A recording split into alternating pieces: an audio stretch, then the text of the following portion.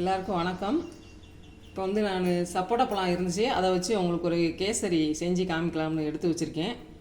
இப்போ வந்து 150 கிராம் ரவை தான் எடுத்திருக்கேன். அதுக்கு 300 கிராம் ஜீனி எடுத்து வச்சுருக்கேன், நெய் எடுத்து வச்சுருக்கேன், ஏலக்காய் பொடி எடுத்து வச்சுருக்கேன், திராட்சை கிஷ்மிஷ் எடுத்து வச்சுருக்கேன், காய்ச்சிய பால் வந்து எடுத்து வச்சுருக்கேன்.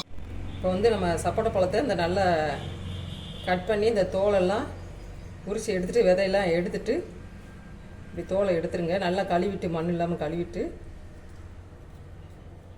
இந்த மாதிரி தோலை உரிச்சு எடுங்க. உள்ள விதையும் எடுத்துருங்க. 3 சப்போட்டா பழம் இருந்துச்சு, அதை வச்சு உங்களுக்கு ஒரு கேசரி கிண்டி காட்டுறேன்.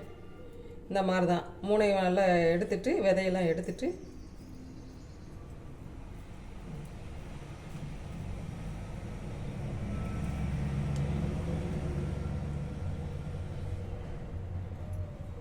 இப்படி விதையை எடுத்துருங்க.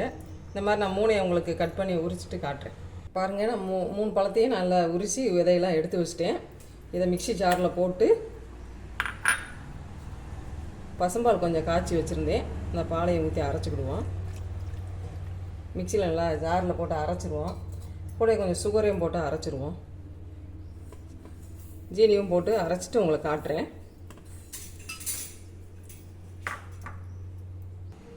இப்போ பாருங்கள், நான் மிக்சியில் அரைச்சிட்டு வந்துட்டேன். இப்போ பாருங்கள், அடுப்பை ஆன் பண்ணிவிட்டு முந்திரி திராட்சையை வறுத்து எடுத்துக்கிடுவோம். ஃபஸ்ட்டு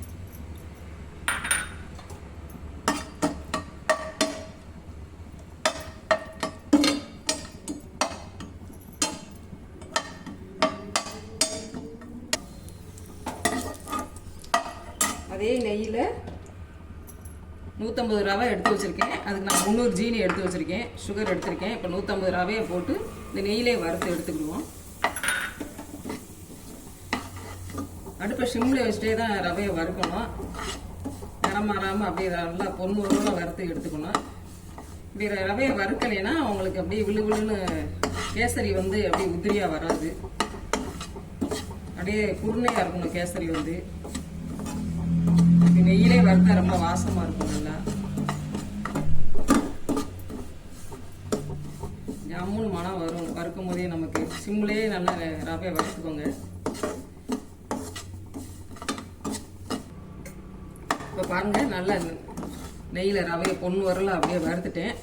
இந்த மாதிரி தனித்தனியாக ரவை வறுத்தோம்னா தனித்தனியாக அப்படி தெரியும் பார்க்க. இதை அப்படியே ஒரு பிளேட்டில் மாற்றிக்கிடுவோம். இப்போ பாருங்கள், நான் இதுக்கு 1 கப்பு ரவை எடுத்து வச்சுருந்தேன். இதுக்கு வந்து நம்ம 3 கப்பு தண்ணி சேர்த்துக்கிடுவோம்.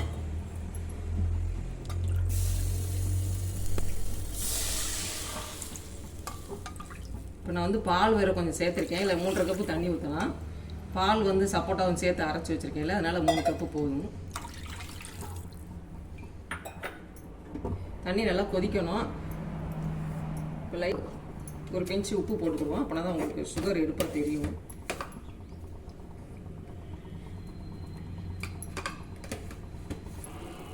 இப்போ பாருங்கள், தண்ணி நல்லா கொதிச்சிருச்சு.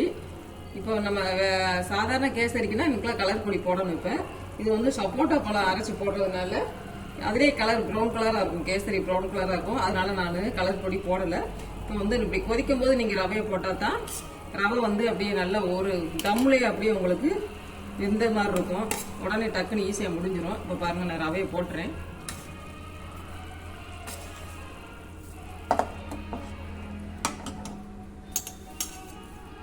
நம்ம சப்போட்டா பழம் அரைச்சி வச்சுருக்கோம் பார்த்தீங்களா, சப்போட்டா பழமும் பால் சர்க்கரை எல்லாம் சேர்த்தே அரைச்சி வச்சுருக்கேன்.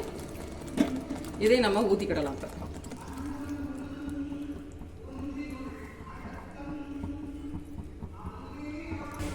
பாருங்க, சப்போட்டா பழத்தை ஊற்றி நல்லா அப்படியே கிண்டி விடுங்க. பாருங்க, இப்போயே கேசரி பாருங்க எப்படி வருதுன்னு. நல்லா நெய்யில் வறுத்து போட்டிங்கன்னா ஜம்முன்னு மனம் வரும். நல்லா தண்ணி கொதிக்கவும் இப்படி போட்டிங்கன்னா, ரவையை போட்டிங்கன்னா உடனே டக்குன்னு ஈஸியாக முடிஞ்சிடும். இப்போ ஏலக்காய் தூள் கொஞ்சம் போட்டுக்கிடுவோம்.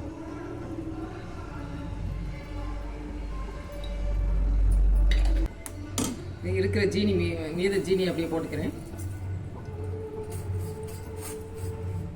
பாருங்க, அப்படி ஜீனி போட்டு நல்லா அப்படியே கிண்டி விட்டுருவோம். அவ்வளோதாங்க, டக்குன்னு ஈஸியாக முடிஞ்சிருச்சு. இப்போ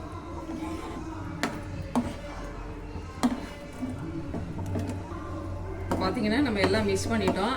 மிக்ஸ் பண்ணி ஊற்றும் போது நம்ம இப்படி ஊற்றும் போது தண்ணியாக தான் வரணும். நம்ம அப்படின்னா தான் நம்ம கொஞ்சம் வெந்து கிண்டும் போது நல்லா நெய்யை விட்டு கிண்டும் போது நல்லா சரியாக வரும். இப்படி தான் இருக்கணும். அப்புறம் 6000 உங்களுக்கு எடுத்து சாப்பிட்ற மாதிரி வந்துடும், டேஸ்ட்டாக வந்துடும்.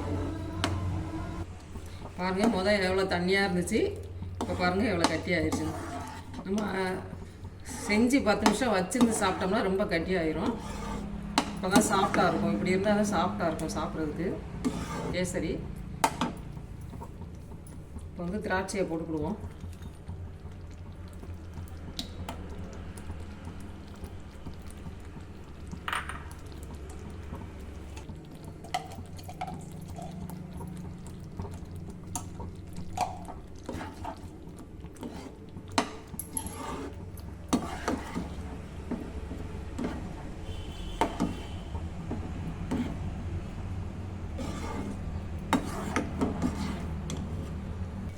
பாருங்கள், நான் 150 ரவை தான் போட்டேன். 300 கிராம் ஜீனி போட்டிருக்கேன். 3 சப்போட்டா பழம் போட்டிருக்கேன். பாருங்கள், கொட்டாமல் இப்படி இப்படி 1 கப்பு ரவைக்கு 3 மடங்கு தண்ணி ஊற்ற போய் தான் இவ்வளோ சாஃப்டாக இருக்குது.